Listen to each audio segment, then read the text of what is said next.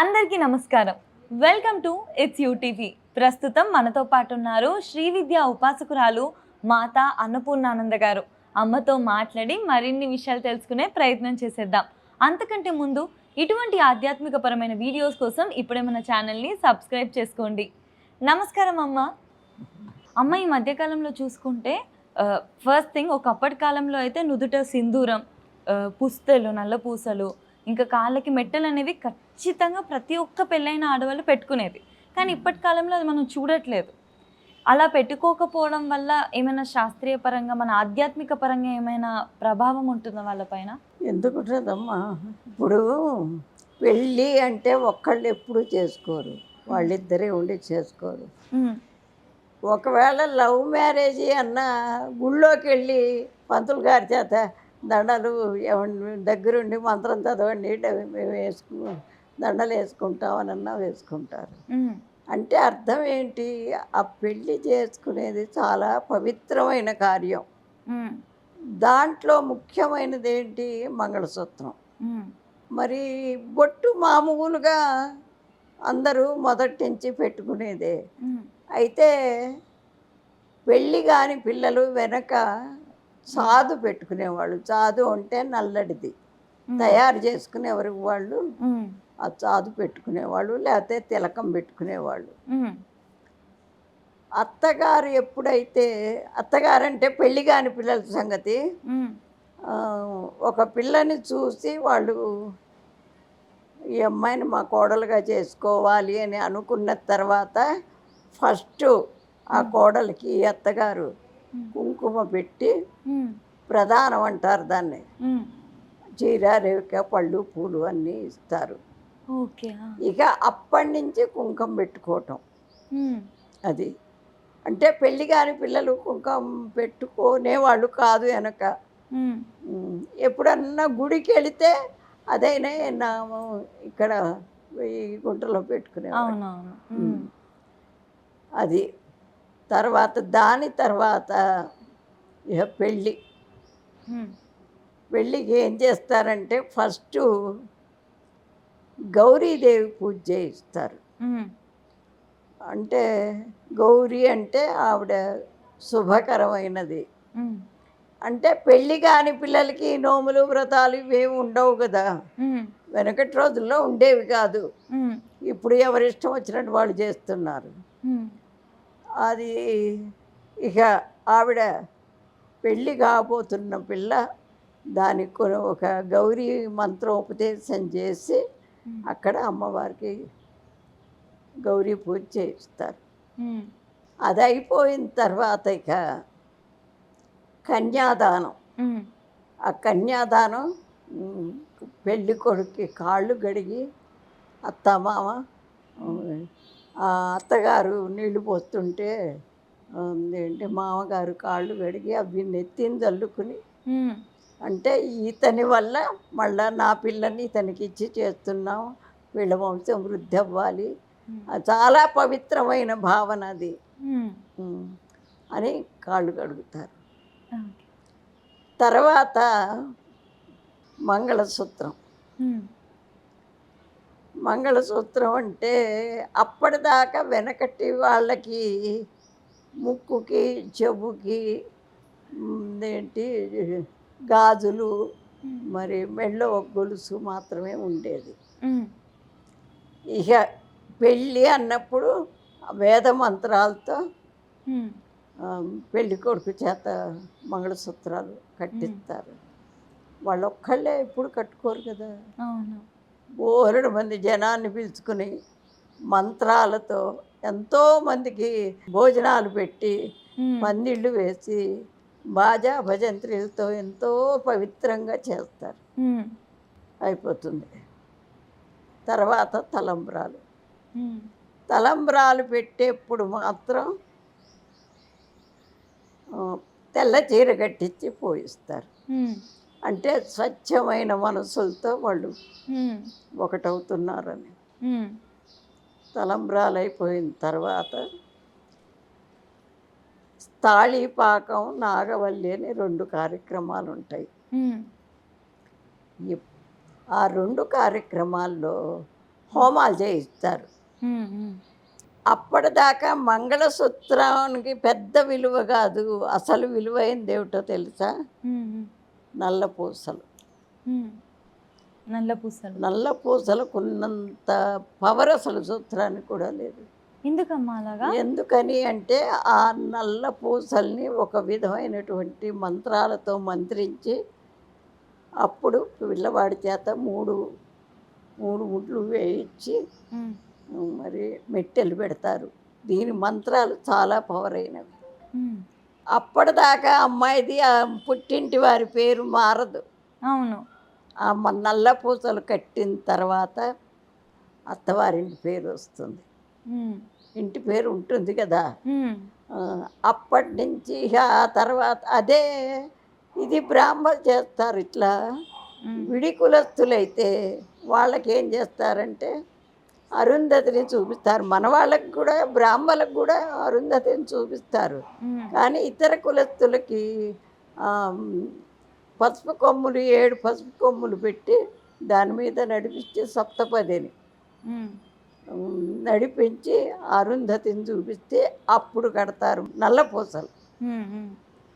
నల్ల పూసలు కట్టిన తర్వాత ఇక ఈ భార్యాభర్తలు ఇద్దరు ఇక ఆ కుటుంబం మనిషి అయిపోతుంది అన్నమాట. ఇక ఆయన పేరే, ఆయన ఇంటి పేరే అట్లా వస్తుంది. తర్వాత ఇంకొకటి ఏంటంటే ఫస్ట్ గౌరీ పూజ చేయిస్తారు. ఇదంతా అయిన తర్వాత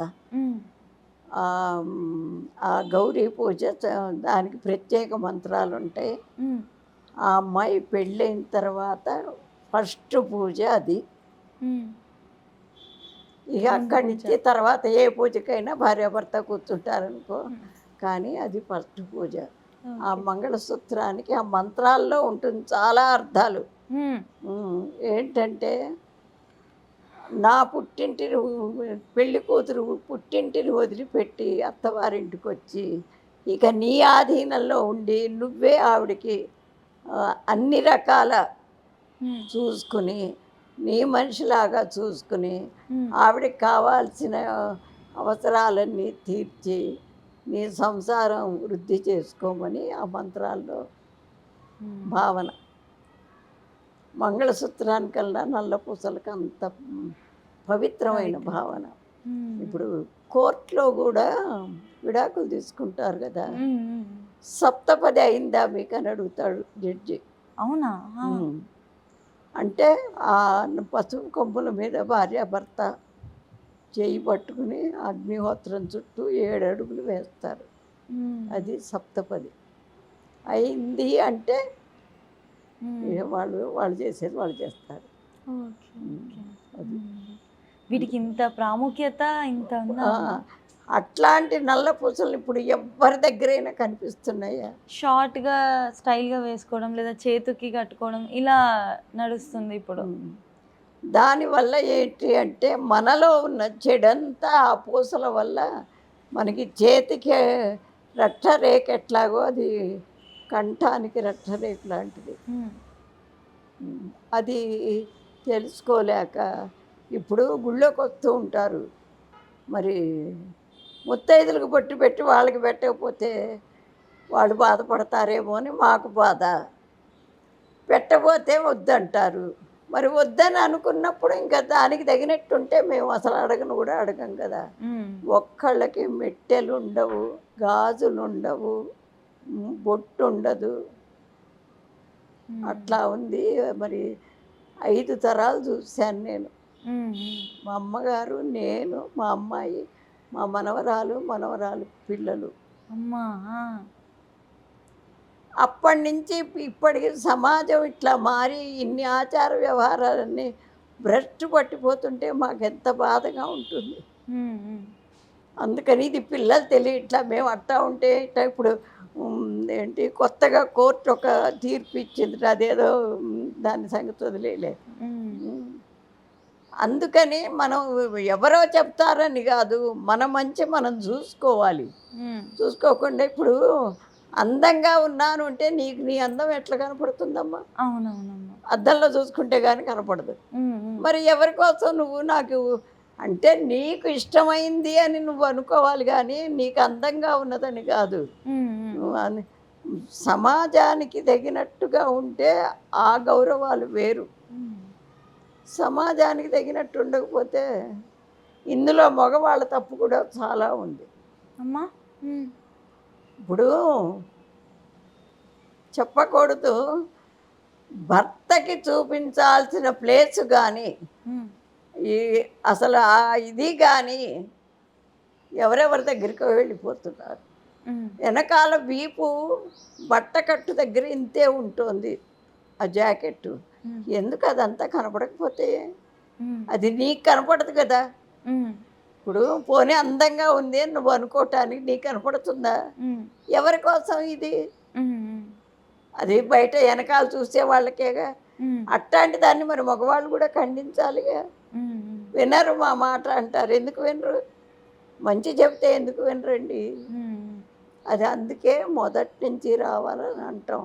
హ్మ్. ఇప్పుడు ఆ నల్ల పూసలనేవి అసలు తీసేశారు. దానివల్ల మనకి హ్మ్, ఉన్న చెడంతా వెళ్ళిపోతుంది. దిష్టి తాడంగానే వేసుకుంటారు. అవునవును. అట్లా. ఓకే. అట్లా ఓకే. అనమాట. ఇప్పుడది వేసుకోకపోతే వాళ్ళకి త్వరగా హ్మ్. దృష్టి అనేది వాళ్ళ మీద పడుతుంది కదమ్మా. పడుతుంది. దిష్టి అది. తగలడం గానీ, నెగెటివ్ హ్మ్. ఎనర్జీ అంతా వాళ్ళ మీదకి తొందరగా వెళ్ళే అవకాశం ఉంటుంది. అది.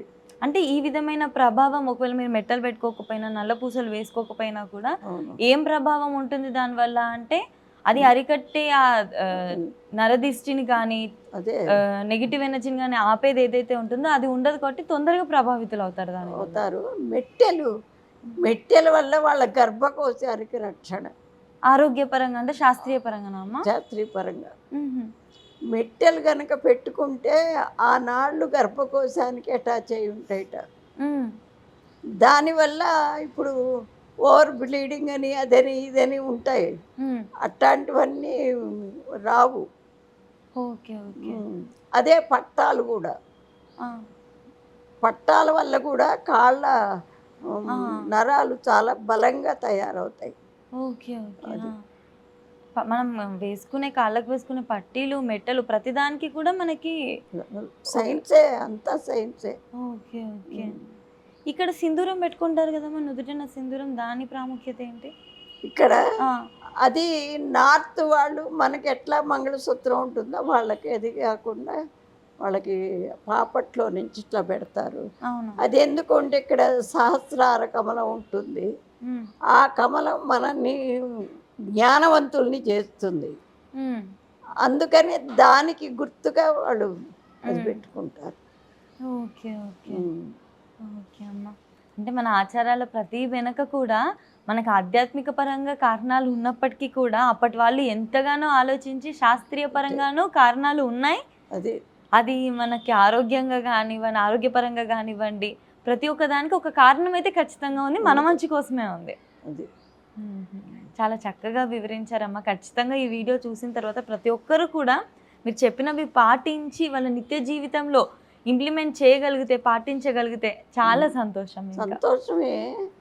దానివల్ల నష్టమైతే మీరు ఓకే చేసుకోవచ్చు. హ్మ్. తీసేసుకోవచ్చు. నష్టం అసలేం లేదు గదా! హ్మ్. పోనీ అదేమి పెద్ద చిరాకయిందేం కాదు కదా! హ్మ్. హ్మ్. అది వాళ్ళు గ్రహించుకోవాలి. హ్మ్. ఇప్పుడు మనకి నష్టమైంది, మనకి భారమైంది అయితే కొంచెం ఆలోచించుకోవాలి. అవును. అసలు ఏది భారం కాదు. హ్మ్. ఇప్పుడు మంగళసూత్రం అయినా హ్మ్. కరెక్ట్‌గా ఎనక పెద్ద ఇంతంత మంగళసూత్రాలుండేవి ఇట్లా.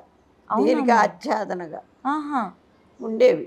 ఆ! ఏది కోయవాళ్ళు అట్టాంటి వాళ్ళు, వాళ్ళకట్లా ఉండేవనమాట. హుహు. ఏదన్నా అంటే వాళ్ళు బాణాలవి వేస్తూ ఉండేవాళ్ళు కదా! దేనికి చెస్ట్‌కి తగలకుండా. షీల్డ్ లాగా, కవచంలాగా ఉండేటివి. ఉండేవనమాట.